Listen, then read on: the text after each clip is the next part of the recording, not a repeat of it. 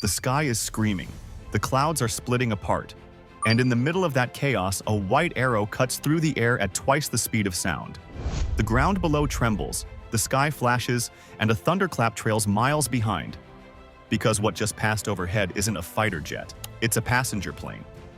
A plane carrying champagne, caviar, and 60 astonished travelers who've just broken the sound barrier. For the first time in human history, ordinary people are flying faster than a bullet, inside a machine that shouldn't even exist. This is not science fiction. This is Concorde. There was a time when the sky didn't just represent distance, it represented defiance. And no aircraft embodied that more than this one. The Concorde wasn't built to take you somewhere. It was built to show what humanity was capable of. Sleek, elegant, and impossibly fast, it could cross the Atlantic in just 3.5 hours, fast enough to chase the sunset and still win. From London to New York, Paris to Washington, the world shrank beneath its wings. At 60,000 feet, passengers looked down and saw the curvature of the Earth, watching the dark blue of space creep into view. But behind that elegance was fire, literal fire. 4 massive jet engines screaming with afterburners borrowed from fighter aircraft. Every takeoff was a symphony of power. The ground would quake, windows would rattle, and then silence, as the Concorde climbed into its own layer of the sky, leaving everything else behind. It all began with an audacious partnership between 2 rival nations, Britain and France. In 1962, engineers from BAC and Aerospatiale set out to do the unthinkable, to create a passenger jet that could fly faster than sound. What followed was a decade of obsession, compromise, and genius. They battled heat, drag, and the limits of aerodynamics itself. They built and tested hundreds of models, pushing computers and wind tunnels beyond what was thought possible. And when the final design emerged, it looked like something from the future. Because it was. The first Concorde took flight in 1969, soaring effortlessly through the skies of Toulouse, France. But it wasn't until 1976 that the world finally saw it in service. British Airways and Air France proudly operated this supersonic dream. And from the moment it appeared on the runway, the world fell silent. Concorde wasn't just a plane, it was theater. People stopped what they were doing to watch it take off. Cameras clicked, children pointed. And when those afterburners lit up, you didn't just hear it, you felt it. Inside, the experience was pure luxury. The cabin was narrow, yes, but it was quiet, intimate, and exclusive. Only 100 seats, 40 in the forward cabin, 60 in the rear, arranged in a 2x2 layout. The air smelled faintly of leather and champagne. Meals were served on fine china. The cockpit, just ahead, held 4 seats. The captain, first officer, flight engineer, and a jump seat for an observer. There was nothing automated about flying Concorde. Every gauge, every lever, every climb required precision and nerve. It wasn't just piloting, it was performance. But from the outside, Concorde looked alive. Its fuselage stretched 202 feet long, tapering into that unmistakable pointed nose. A design as functional as it was beautiful, and that nose could move. During flight, it stayed sleek and sharp, but during takeoff and landing, it drooped down nearly 12.5 degrees, giving pilots a clear view of the runway. It was like watching a bird lower its beak before landing. That droop nose had 4 distinct positions. One for takeoff, one for taxiing, one for landing, and one for cruising at Mach 2, where a heat shield visor slid over the cockpit windows to protect against 100-degree heat. And it needed that protection, because at full speed, Concorde's skin literally expanded from the heat of friction. The aluminum body stretched by nearly 10 inches during flight. To manage the heat, it was painted bright white, not for style, but survival. The same paint reflected enough energy to keep the structure intact while the outside temperature soared above 260 degrees Fahrenheit. Imagine sitting by the window as the Mach meter climbs. 1.1, 1.5, 2.0. The world outside fades to silence. The cabin is still. No turbulence, no rumble, just smooth, endless speed. You look outside, and the sky is a deep navy blue, almost space. You are flying faster than a rifle bullet, twice the speed of sound, higher than any commercial jet on Earth. Below you, The Atlantic Ocean is motionless, painted in slow motion. Inside, a flight attendant offers champagne. You're 11 miles above the world, and yet it feels like floating. The Concorde wasn't just about speed, it was about spectacle. Only 14 of these aircraft ever entered commercial service, making it one of the rarest machines ever to touch the sky. When one appeared at an airport, crowds gathered. Ground crews stopped working just to watch. Its arrival was an event, a reminder that humanity could still build something miraculous. But its story wasn't just about glamour. Concorde also chased the limits of science. In 1973, during a total solar eclipse, a prototype version of the aircraft flew in pursuit of the moon's shadow at supersonic speed. Scientists on board observed more than 70 minutes of total darkness, the longest solar eclipse ever recorded from a plane. The Concorde could literally outrun the night. For all its beauty and brilliance, though, Concorde was a paradox. It was the fastest, most elegant airliner ever built, and yet it never made money. Its fuel consumption was enormous, 25,000 liters every hour, and its maintenance costs were astronomical. But profitability was never the point. Concorde was proof of concept, a glimpse of what aviation could become when nations aimed for greatness instead of convenience. And even today, decades after its final flight in 2003, its legend hasn't faded. The Concorde didn't just redefine air travel, it redefined imagination. It was a time when engineers were dreamers, when the sky wasn't the limit, and when the world believed that the future would always be faster. But how did this aircraft actually work? How did it stay balanced and safe at Mach 2, where air molecules themselves could tear metal apart? It's easy to look at Concorde and see beauty.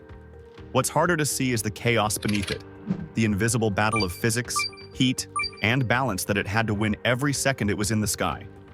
Because flying twice the speed of sound wasn't just about power, it was about control. At Mach 2, air becomes a weapon. It doesn't flow, it slams. The smallest instability can turn elegance into disaster. And yet Concorde didn't just survive that battlefield, it danced through it. At those speeds, the air around the aircraft compresses so violently that temperatures on the nose reach over 127 degrees Celsius. The entire body expands.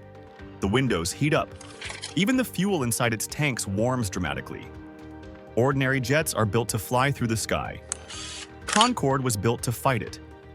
Its engineers had to think like magicians, predicting every force that could destroy it.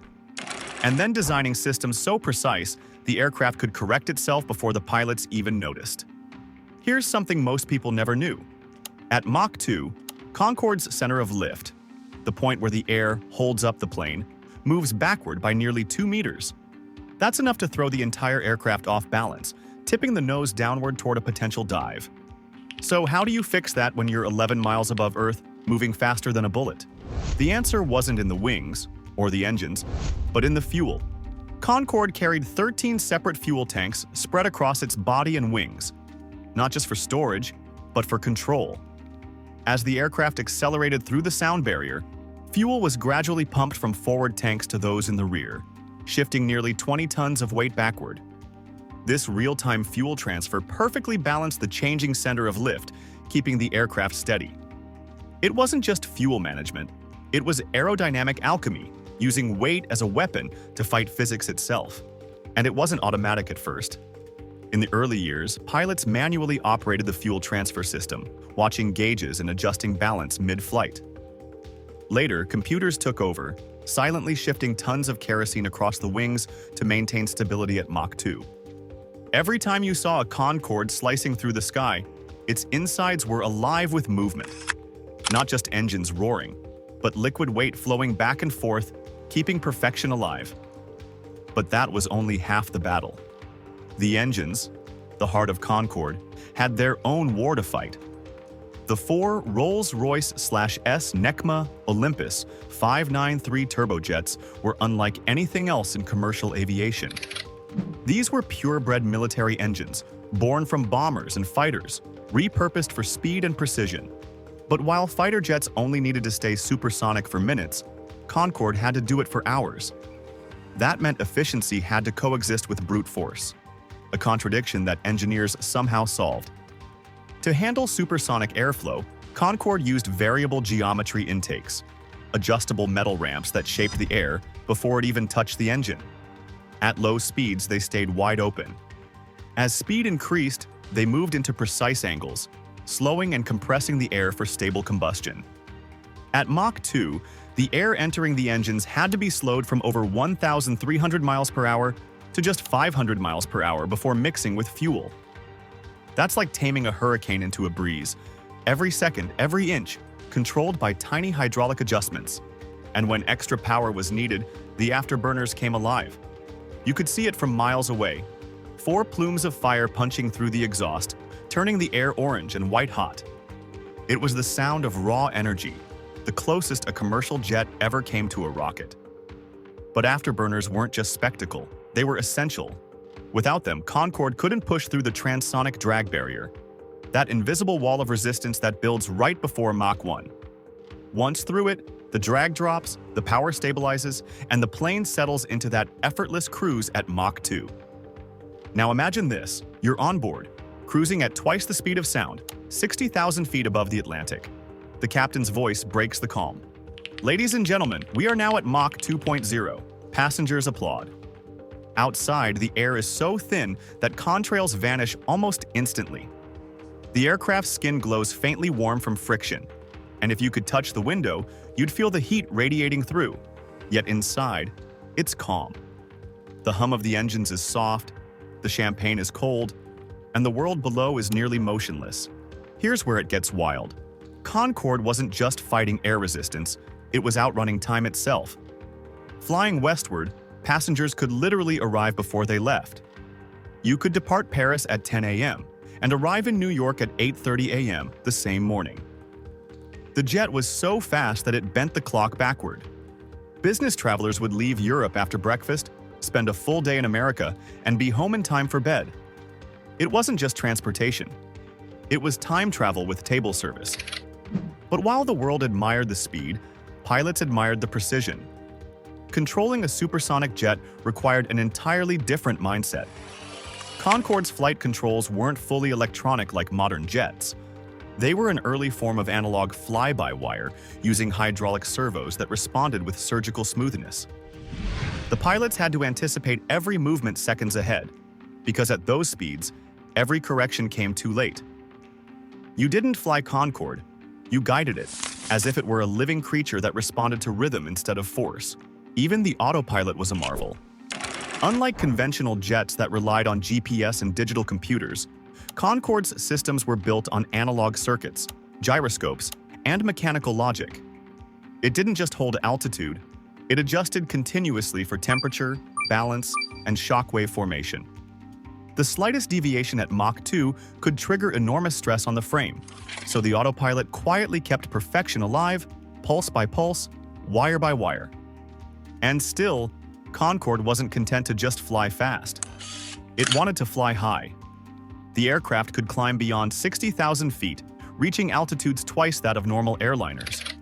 From there, the view was otherworldly. The blue faded into indigo. The horizon curved visibly. The sun glowed brighter, sharper, harsher. Passengers often said it felt like they were looking at the edge of space, because they were. Above them stretched the blackness of the upper atmosphere. Below, the Earth's clouds formed a perfect white sea. But there was a reason Concorde flew so high. The air was thinner, offering less resistance, allowing the jet to maintain Mach 2 efficiently. Down lower, the drag and fuel burn would be catastrophic. Up there, at the edge of space, the Concorde could glide across continents with astonishing smoothness, faster than sound, yet graceful as a whisper. By the 1980s, it wasn't just an airliner. It was a symbol. Presidents, rock stars, and royalty treated it like a private time machine. Every flight carried prestige. It didn't matter that it burned thousands of gallons per hour. It didn't matter that tickets cost a small fortune. What mattered was what it represented, a time when aviation dared to dream. But beneath the glamour, the numbers were brutal. Every minute of flight demanded precision maintenance. Every flight hour meant hours of inspection. And while it defied the laws of physics, it could never quite escape the laws of economics. Still, Concorde flew on, Perfect, proud, untouchable, a swan gliding on the edge of science and art. And yet, as powerful as it was, Concorde's true genius lay not in its engines or wings, but in its balance, that constant, invisible dance between weight, lift, heat, and control. A dance that few ever understood and none have ever repeated. Every legend faces the moment when time catches up. For the Concorde, that moment came faster than anyone expected. It wasn't mechanical failure that first threatened it. It was the world changing around it. Quietly, relentlessly, until the sky that once belonged to Concorde began to close in. In the late 1980s and 1990s, global aviation had evolved. Airlines chased efficiency, not elegance. Twin-engine jets like the Boeing 767 and Airbus A330 were proving they could cross oceans at a fraction of the cost. The romance of speed no longer outweighed the reality of fuel prices. Concorde's Olympus engines, magnificent as they were, burned nearly a ton of fuel every 7 minutes. Each transatlantic flight required over 90 tons of jet fuel, just to carry around 100 passengers, and that was just economics. The sound barrier it broke in the sky became one it couldn't break on Earth. The infamous sonic boom, that thunderclap of pressure waves, meant Concorde could only go supersonic over oceans, never over land. Cities banned it from their skies. Governments restricted routes. So while it could circle the globe in theory, in practice, it was trapped between Paris, London, and New York, a triangle of speed surrounded by silence. Still, for years, it held its head high. Flying the Concorde wasn't just a job, it was a privilege. Passengers didn't just board, they dressed for the occasion. Fine suits, silk scarves, champagne before takeoff. Every flight was a ritual, a celebration of human achievement. Even when ticket prices soared to over $12,000 for a round trip, flights stayed full. Because this wasn't transportation, it was an experience, a statement. I flew faster than sound. But then came the day when the sound stopped. July 25, 2000. Air France Flight 4590, departing from Paris Charles de Gaulle Airport. It was supposed to be another flawless Concorde run to New York. The passengers, most of them German tourists, were excited, cameras ready, engines roaring. But seconds after takeoff, disaster struck. A piece of metal, dropped moments earlier by another aircraft, lay unnoticed on the runway. Concorde's tire hit it at 180 miles per hour. The rubber shredded, and fragments shot upward into the wing at tremendous force. Inside the wing, a fuel tank ruptured. A surge of fire ignited instantly, trailing flames behind the aircraft. The pilots, unaware at first, tried to climb. But the heat grew, the engines on one side failed, and within minutes, the jet was too low, too heavy, too damaged to recover. It crashed into a hotel just beyond the runway. Everyone on board, 109 souls, lost their lives. It was the first and only fatal crash in Concorde's 27-year service. But it was enough to shatter its invincibility. The footage spread around the world. Flames streaming from the once perfect white bird, the symbol of speed and grace now consumed by fire. And yet, the real tragedy wasn't just the crash, it was what came after. Investigations revealed that the Concorde itself wasn't to blame. It was the debris, the sequence of chance. Engineers made changes, stronger tires, Kevlar linings in fuel tanks, new safety protocols. By 2001, the aircraft was ready to return to the skies. But the world it came back to was no longer the same. After September 11, 2001, the luxury air travel market collapsed. Passenger numbers fell, security tightened. The dream of flying supersonic for pleasure seemed almost out of place in a world that was now afraid of the sky. And the costs of keeping Concorde flying, maintenance, certification, parts, became unsustainable. Airbus, which had inherited responsibility for Concorde's technical support, announced it would stop supplying replacement components. Without parts, there could be no flights. On April 10, 2003, British Airways and Air France announced it together. Concorde would be retired. Not because it couldn't fly, but because the world no longer could afford its dream. The final flights came months later. crowds gathered at Heathrow, JFK, and Charles de Gaulle to witness history's fastest goodbye. People lined fences, rooftops, highways, anything to catch one last glimpse. Pilots, some with tears in their eyes, took off with precision, knowing this would be their final supersonic climb. On its last landing in London, 3 Concordes touched down in formation. One from New York, one from Edinburgh, one from around the circuit, their roar echoing across the sky like a farewell salute. When the engines shut down for the last time, the silence that followed was deafening. The world had lost something irreplaceable. Not just a machine, but a moment in human history when we believed there were no limits. But here's the part that still gives chills. Even after its retirement, Concorde never truly disappeared. Each surviving jet became a monument. You can still stand beneath one today, at Brooklands, at Le Bourget, at the Intrepid Museum in New York, and feel the weight of its presence. The delta wing curves overhead like a memory frozen in time. The cockpit, filled with hundreds of switches and dials, whispers stories of pilots who once commanded thunder. The fuselage still carries the faint sheen of heat that once brushed against the edge of space. And if you look closely, you'll notice something. Even now, 2 decades later, there's nothing that has replaced it. The world's fastest private jets still fall short. The new supersonic startups keep promising a comeback, but none have yet touched Mach 2 with passengers aboard. Concorde didn't just set a record, it set a standard. It proved that with enough vision, humanity could turn the impossible into the everyday. It proved that we could master the sky, not just survive it.